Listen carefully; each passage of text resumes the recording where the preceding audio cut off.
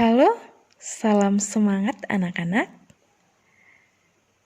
Miss ucapkan selamat bertemu kembali di dalam pembelajaran prakarya di kelas 9. Materi pembelajaran kita hari ini adalah kerajinan bahan keras.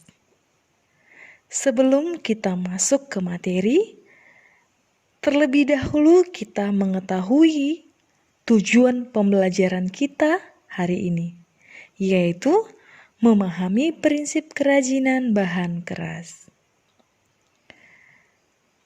Prinsip kerajinan bahan keras itu seperti apa?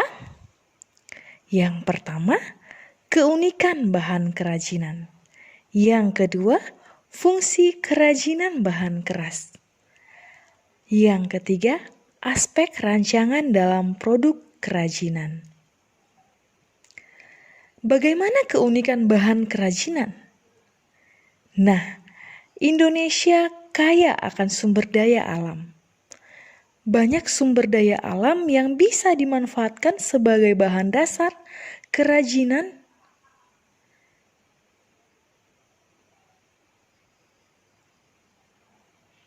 Bahan dasar yang diperoleh dari alam dapat diolah sendiri.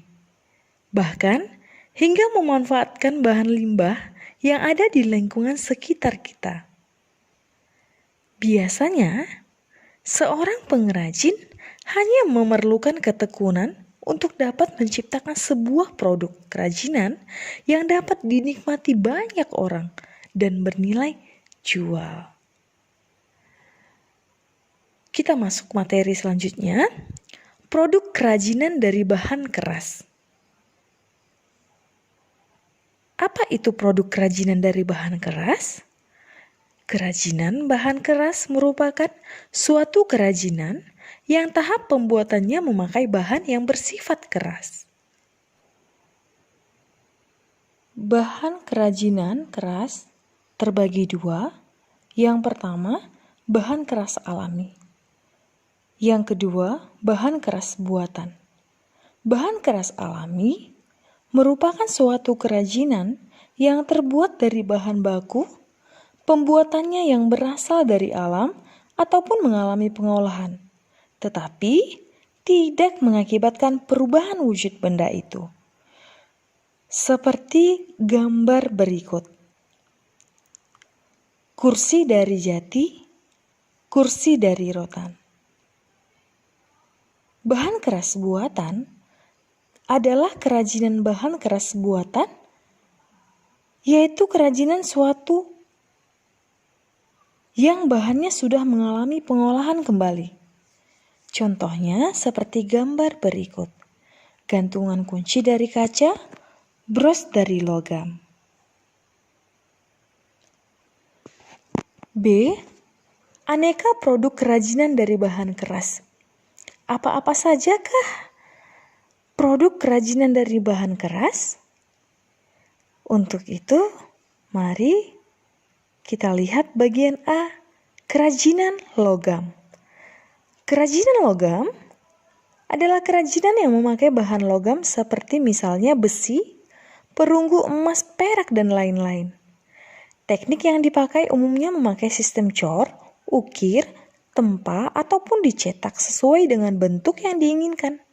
Contohnya, kerajinan logam yang umum adalah gelas, kap lampu, perhiasan wadah serbaguna, dan lain-lain seperti gambar berikut. Lampu hias dari bahan logam, piala dari bahan logam. B. Kerajinan kayu. Bahan utama yang digunakan adalah kayu, maka kayu harus mendominasi dari produk kerajinan ini. Artinya,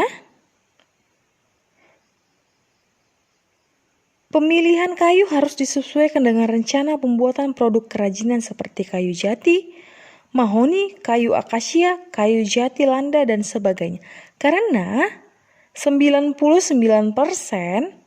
kerajinan dari kayu ini adalah bahan dasarnya kayu.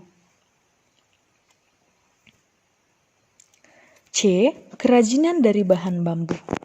Bambu dapat dijadikan sebagai produk kerajinan yang bernilai estetis dan ekonomi tinggi. Produk kerajinan bambu tampil lebih menarik dan artistik. Beberapa teknik dalam pembuatan kerajinan bahan alam bambu adalah teknik anyaman, tempel atau sambung, seperti gambar berikut. D. Kerajinan rotan.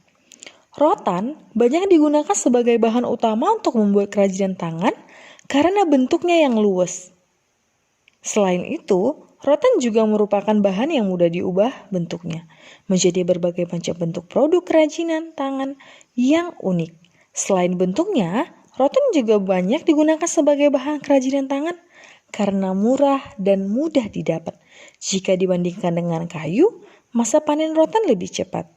Hal ini membuat stok rotan bisa lebih banyak jika dibandingkan dengan kayu pada umumnya. Kita masuk ke kerajinan batu. Selain batu berwarna, ada juga batu alami lainnya seperti batu cadas, batu paras yang bisa dipahat menjadi bentuk kerajinan yang unik. Biasanya, jenis kerajinan dari pahatan batu ini digunakan sebagai interior dan eksterior rumah. Teknik pengolahan batu sebagai produk kerajinan harus digerinda dahulu, kemudian dironceng atau dipahat. Seperti gambar berikut. F. Kerajinan kaca serat atau fiberglass. Kaca serat adalah serat gelas berupa kaca cair yang ditarik menjadi serat tipis. Serat ini dapat dipintal menjadi benang atau ditenun menjadi kain. Kerajinan fiberglass ini membutuhkan beberapa campuran dalam proses pembuatannya. Campuran fiberglass terdiri atas cairan resin. Minyak resin, bahan dasarnya minyak bumi dan residu. Seperti contoh gambar berikut.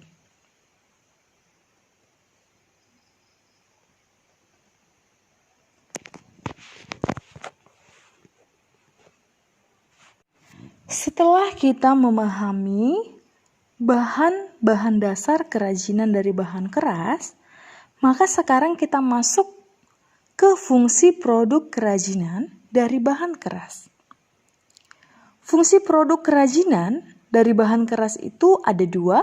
Yang pertama ada benda pakai, yang kedua ada benda hias.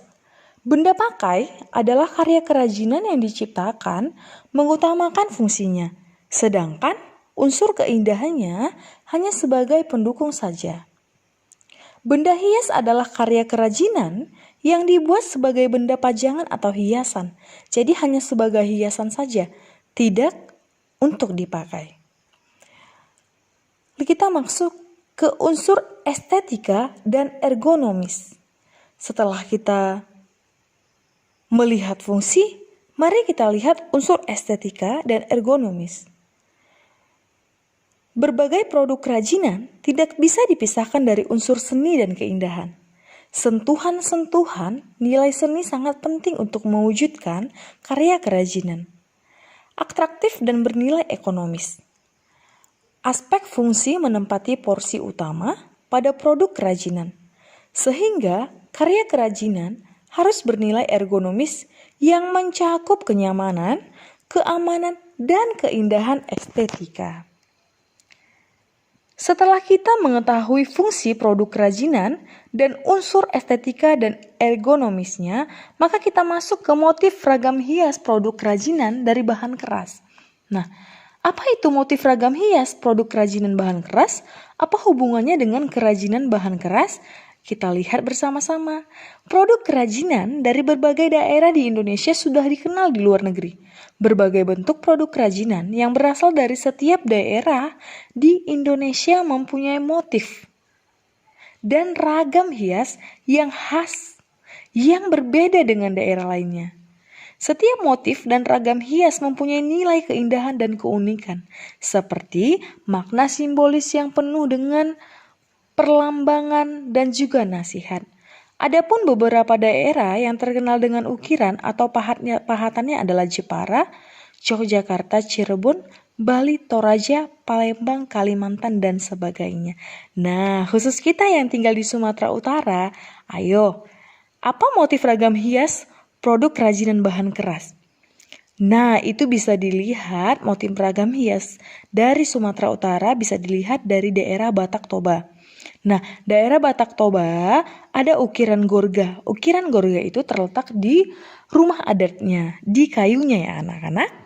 Maka Sumatera Utara juga memiliki ragam hias. Ada gorga di Batak Toba, ada gerga di Batak Karo. Untuk itu, sekian pembelajaran kita hari ini. Miss harap kita harus tetap semangat, walaupun pembelajaran harus kita lakukan secara virtual. Terima kasih.